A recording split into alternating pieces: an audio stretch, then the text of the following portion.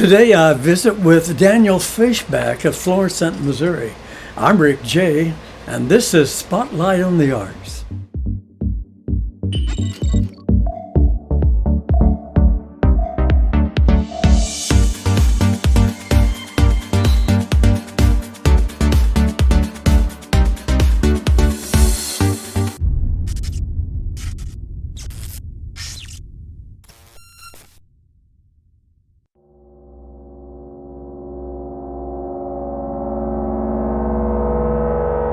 Rick J. presents Spotlight on the Arts.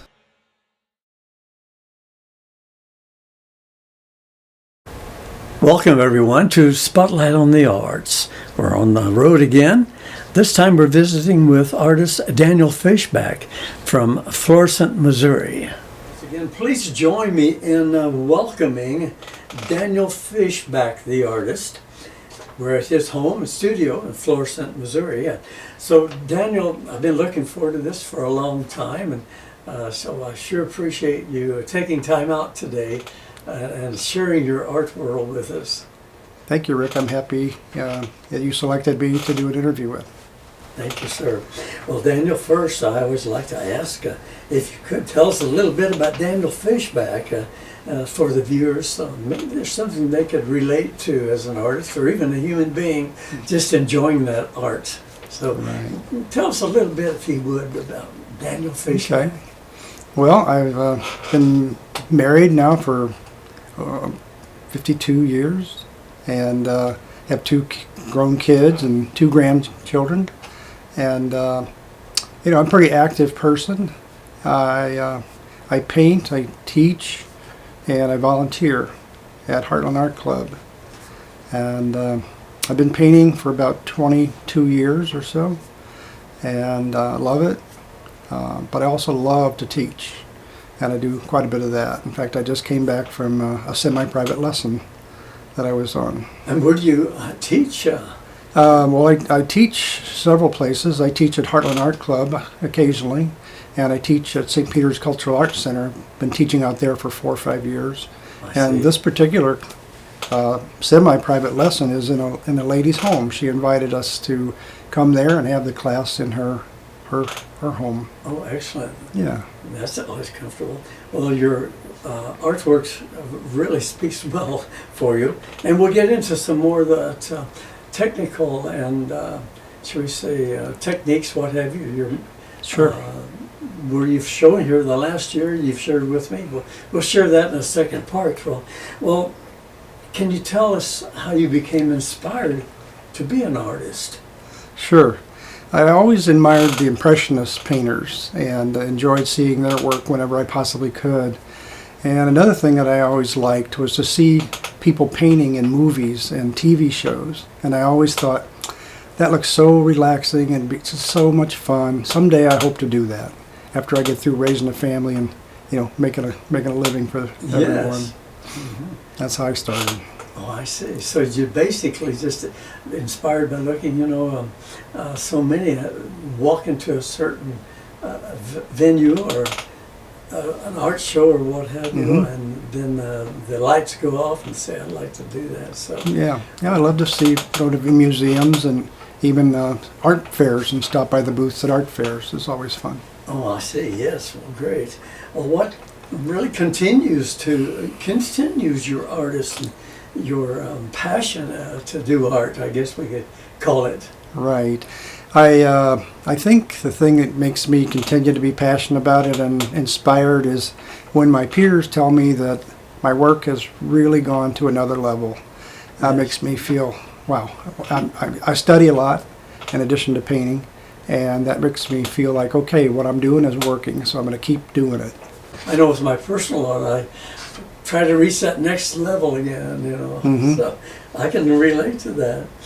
Well, do you have any current venues where you're showing that people can view your artwork, face to face, I guess, eye of the beholder? Well, I wish we had been doing this in October, November, or December, because I had a solo show, 38 paintings in a beautiful space in Town and Country, a place called Longview Farmhouse Gallery. And then I also had an exhibit, joint exhibit with another a photographer at Chesterfield City Hall. Well, your art speaks well for you, and we're going to talk about a theme today, basically capturing the light. So we'll get into that in the second part and find out how you accomplish that in your paintings. Super. Well, we've been friends on social media for a long time. Would you like to give your social media contact info, website, what have you? Sure. DanielFishbackFineArt.com is my website, and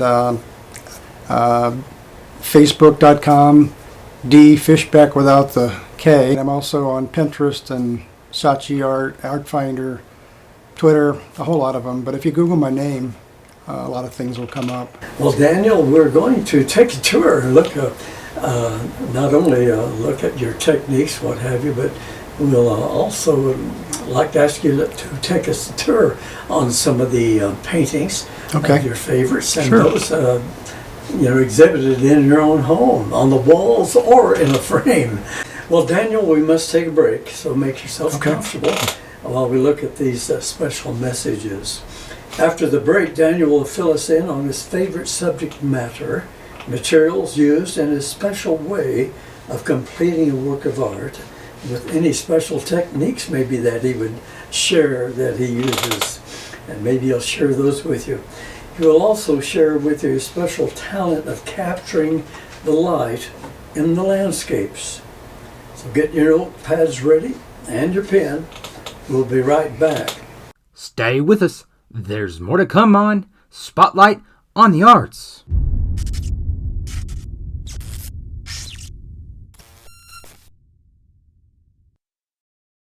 Creative, connection, control. Support the arts and be the change. 24 hours a day, 200 countries. The show must go on. Introducing the world's first exclusive platform for artists and creators of all kinds. The biggest stage on earth. Stream Spotlight on the Arts on fanforme.com.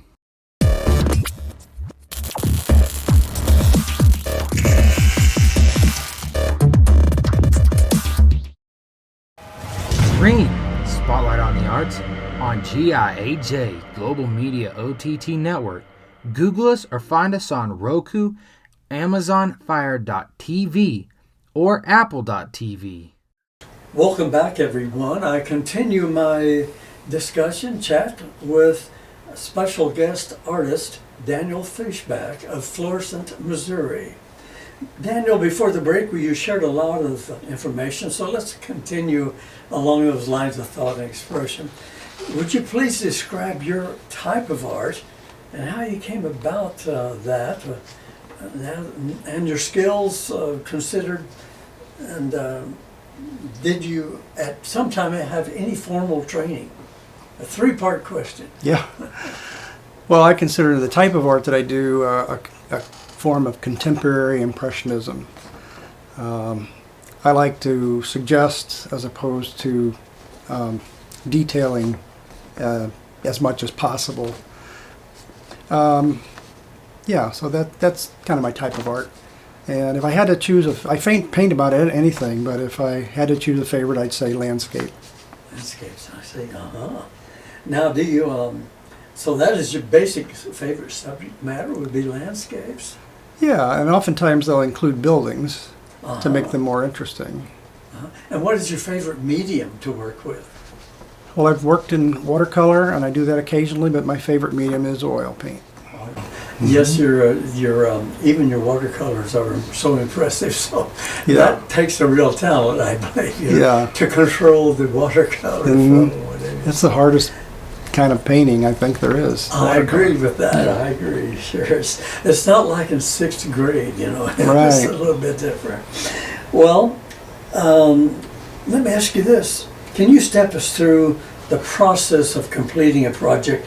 And keep in mind, do you begin with a photograph, a first sketch? at all, or how do you arrive at a? Right. Well, whether I'm outside and painting from life or whether I'm in the studio painting from a photograph, I always do some preliminary sketches to try to create the best possible design I can for the composition. And but basically, when I start, I begin by blocking in large abstract shapes, and then I start creating variation within those shapes, and try not to get them so detailed that they draw too much attention away from the focal area of the painting. Once I do that, refine those shapes somewhat, I put more detail into the focal area. I make that the area of highest contrast, strongest color, and most detail. I see. And I try to always be thinking about not copying, but giving my impression of my subject. Right. Now, the painting we see above the water scene, your snow scene, can you tell us a little bit about that? And it looks like it may be in process, so fill us in a little bit on that and anything you'd like to share with that painting. Okay.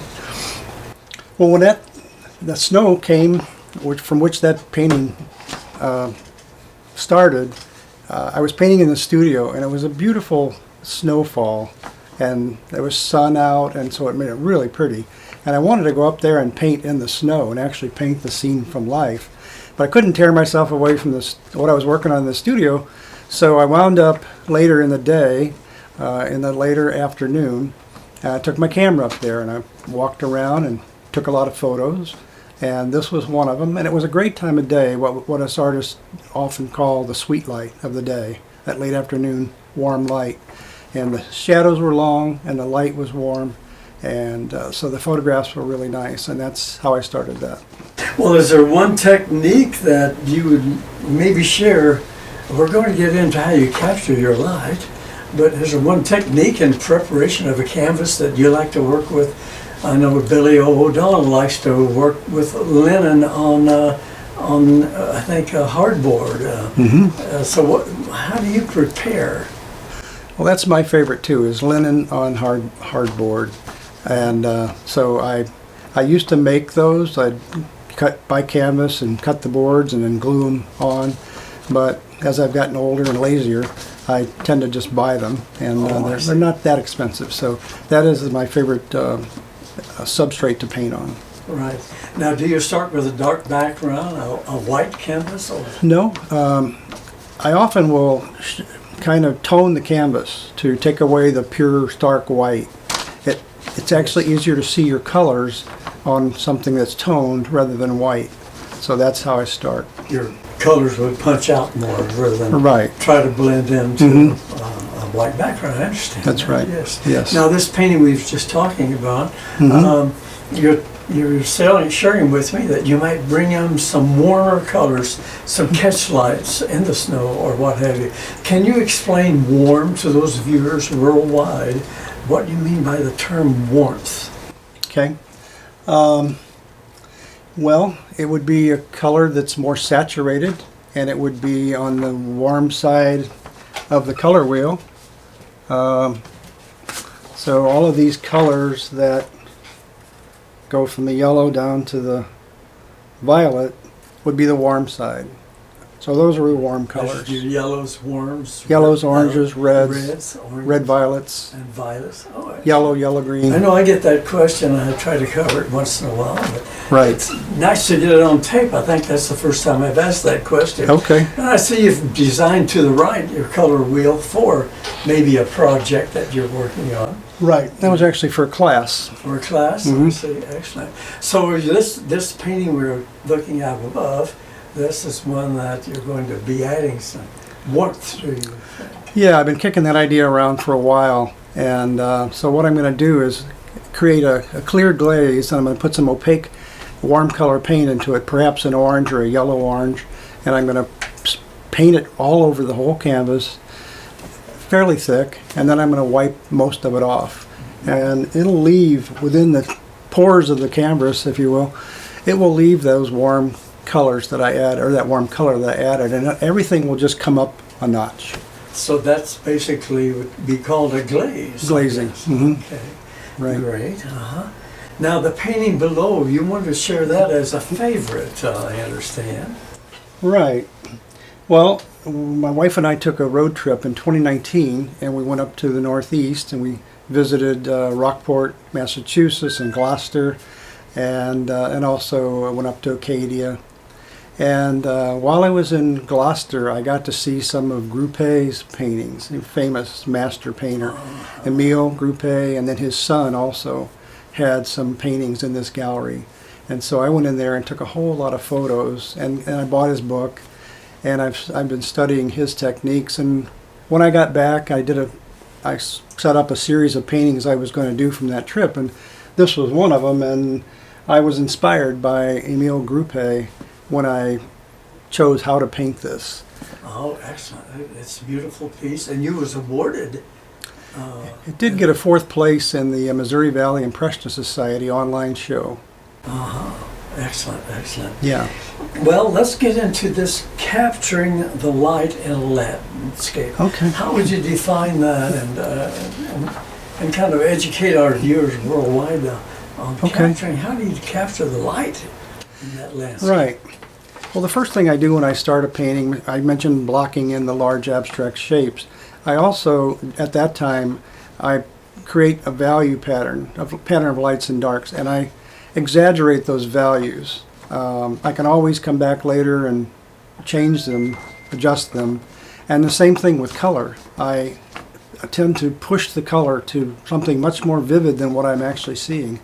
And so by exaggerating the effect, the value of, by organizing my shadow and lights, I can create good contrast. And having those strong, warm colors, I can also create more interest and more punch. Right. Now you're talking about a value. Do you take a certain color and basically gray down, as they call it, the values, so you can get an idea of what you'll be working with in your mix? Right.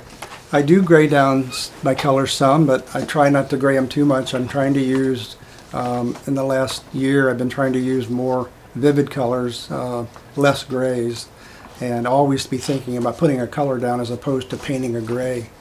If there is something gray like mountains, I try to think of that color being a violet, a muted violet, rather than a gray. So there's no gray on this color wheel.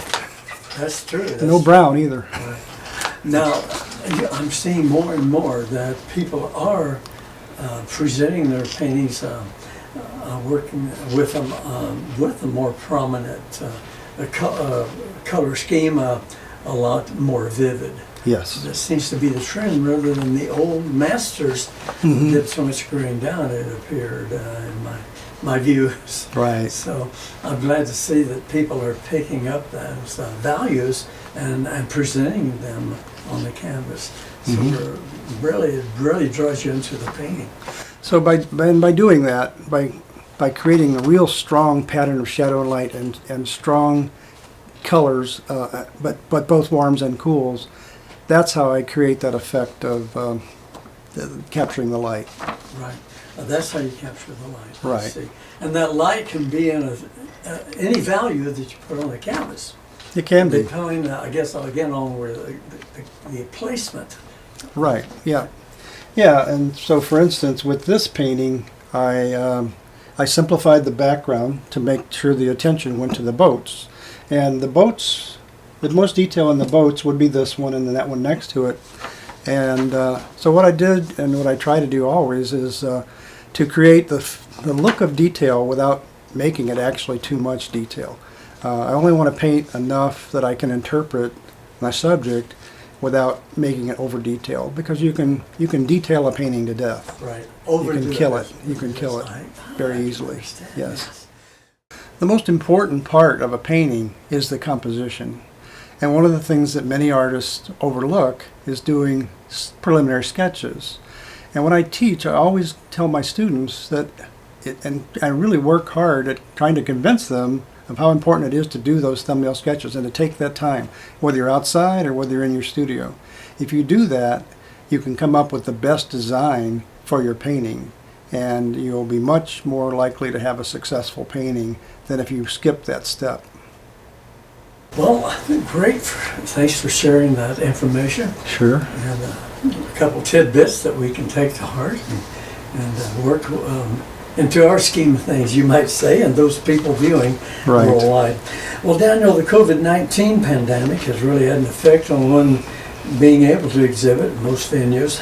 How has this the pandemic affected your efforts to exhibit your own artwork?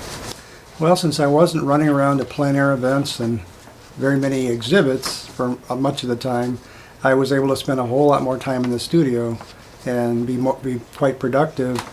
And I also found that I sold more paintings in 2021 in the worst part of the pandemic than I ever have sold. So I think people were staying home. They were spending money. A lot of them were still spending money, and they were doing it online. And wanted something on their wall to look at. Yes. I found, share my experience, been working on the Spotlight on the Arts and other programs so long.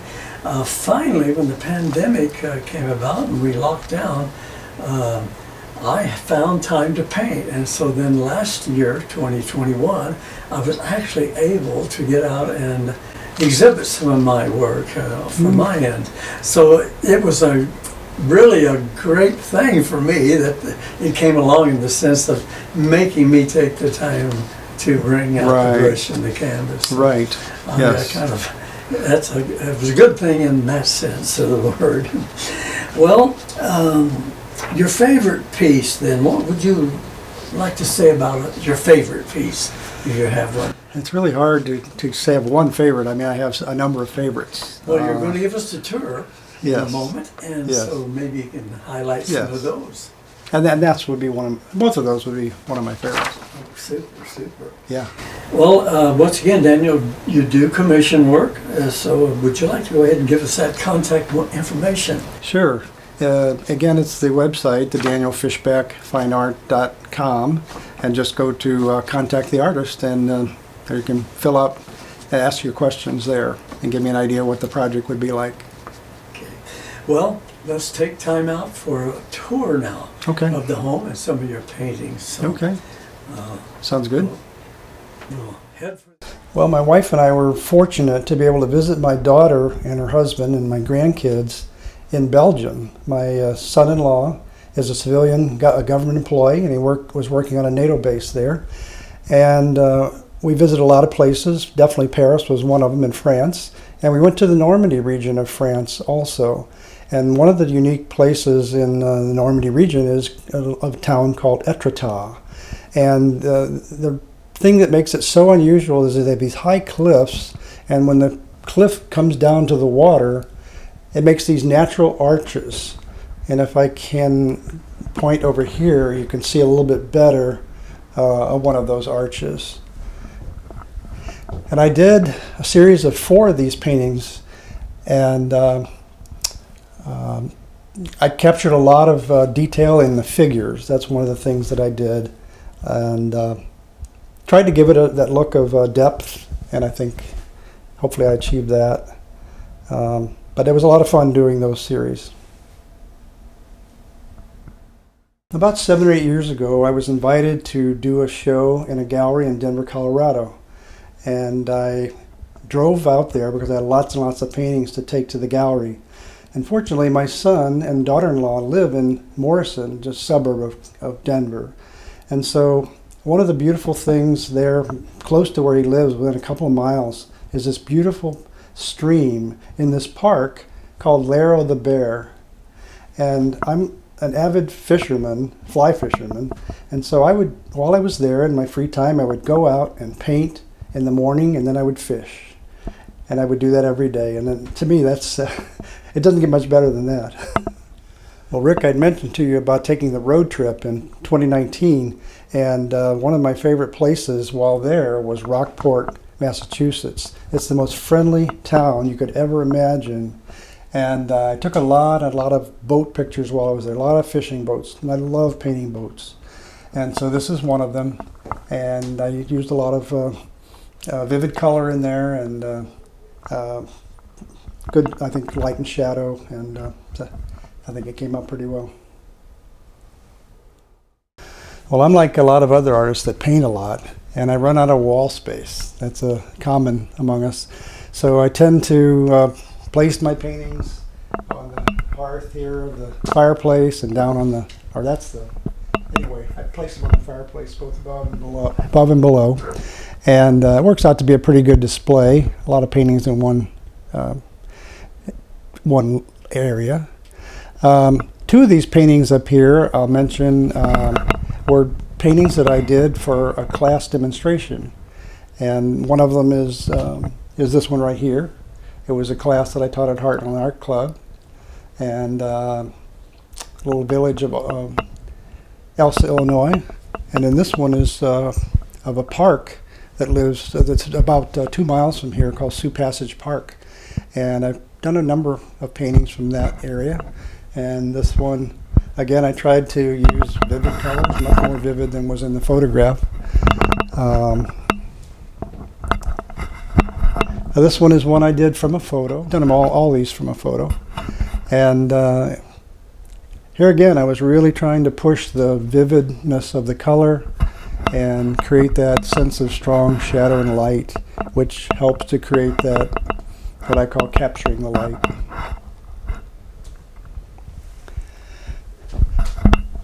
This one here is one that I did at a plein air event several years ago. They had a plein air event in St. Louis, and I was painting down at the Shaw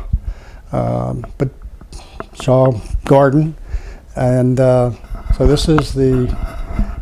was a rainy day, and so I was under a shelter at the very edge of it, so I still got wet from the rain, but that's the climatron in the background, the blue back there. So I like the way it turned out. Next is a painting that I did. It was from one of the photos I took in Rockport, Massachusetts. This was a sunrise. I got up early and went up to paint a sunrise painting, and had a great time. And me and the seagulls. I like seagulls and pelicans and all those kind of seabirds. This last one here is one that from my neighborhood, really. We walk a lot, and I wind up taking lots of photos, and I paint quite a few of the photos that I take from walking around the neighborhood.